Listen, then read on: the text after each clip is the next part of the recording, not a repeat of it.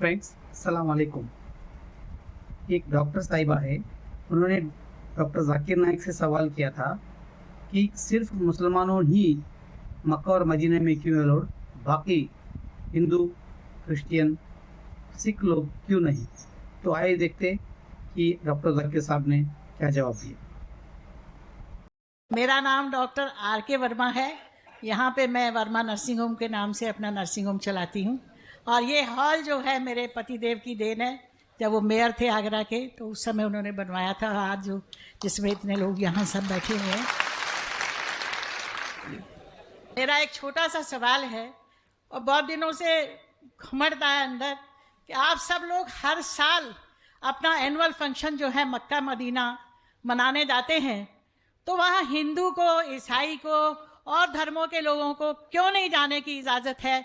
जैसे आप लोग जाते हैं, क्या हम लोग नहीं जा सकते वहाँ पे? वो हमारे लिए भी तो एक तीर्थ स्थल है। जब आप हिंदू मुसलमान में कोई फर्क नहीं समझते तो फिर वहाँ जाना हमारे लिए प्रोहिबिटेड नहीं होना चाहिए। डॉक्टर वर्मा साहिब सवाल पूछा और ये मेरी किताब में 10वां सवाल है, जो गलतफहमी नंबर 10 है। मेरी किताब आप पढ़ेंगे, गलतफहमी नंबर 10। और डॉक्टर साहिबा ने बहुत सही फरमाया कि अगर हम आलमी भाईचारे में मानते हैं तो सिर्फ मुसलमान को क्यों इजाजत है मक्का और मदीना में जाने की, गैर मुस्लिम हिंदू और सिख और ईसाई को क्यों इजाजत नहीं है? बहुत अहम सवाल। इसका जवाब है कि हर देश के अपने अपने रूल्स और रेगुलेशन होते हैं।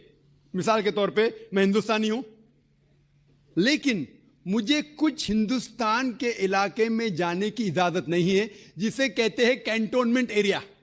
सिर्फ मिलिट्री के लोग, सिर्फ वो लोग जो देश की हिफाजत में लगे हुए हैं, वो लोग वो कैंटोनमेंट एरिया में जा सकते। मैं नहीं झगड़ सकता हूं, मैं इस देश का नागरिक हूं, मुझे क्यों नहीं जाने देते? नहीं, ये गवर्नमेंट का रूल है। ये कैंटोनमेंट एरिया है, मतलब खाली वो लोग, वो शख्स जो मिलिट्री के लोग हैं, जो देश की हिफाजत में लगे हुए, सिर्फ उनको इजाजत है। ये रूल है। इसी तरीके से मक्का और मदीना मेरे हिसाब से इस्लाम का कैंटोनमेंट एरिया है।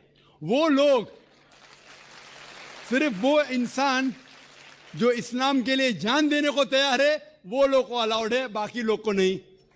हम मानते हैं कि सब इंसान हमारे भाई, भाईचारा के अंदर वो इंसानी भाई है, उसका हम एतराज नहीं करते, लेकिन सिर्फ वो भाई लोग अलाउड है जो इस्लाम के लिए जान देने को तैयार है।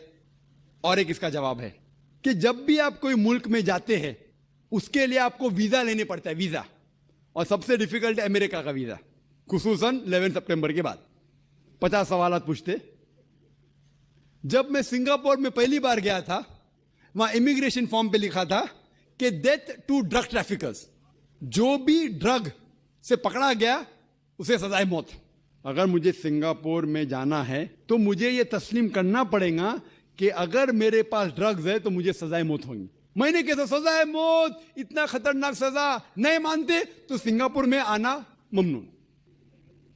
तो आप अगर सिंगापुर का वीजा लेते, आप पे तस्लीम करने पड़ेगा कि ड्रग वाले को सजाए मौत।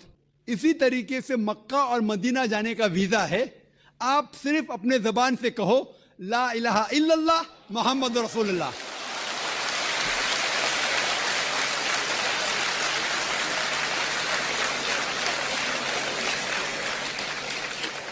अगर कोई भी इंसान अपनी जबान से कहता है ला इलाहा इल्लल्लाह मोहम्मद रसूलुल्लाह, कि ना कोई माबूद है अल्लाह के सिवा और मोहम्मद सल्लल्लाहु अलैहि वसल्लम उसके पैगंबर है, कोई भी आपको रोक नहीं सकता मक्का और मदीना जाने के लिए।